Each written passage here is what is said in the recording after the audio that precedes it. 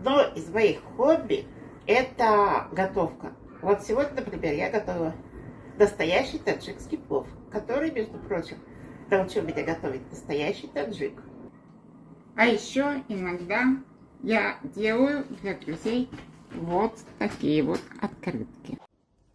Одно из моих хобби — это делать вот такие вот румбоксы. Ну, она еще не доделанная, но потом, может быть, когда-нибудь я покажу вам конечный результат. Мое необычное хобби – это смотреть True Crime, когда я рисую.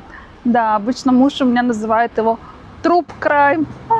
Вот, в общем, смотрю про всякие нечисти. И, кстати, нисколько не боюсь. У меня нет музыкального образования, в музыкальной школе я не училась, но для себя, как самоучка, иногда я люблю что-нибудь сыграть, какую-нибудь известную мелодию. Сейчас я вам это продемонстрирую.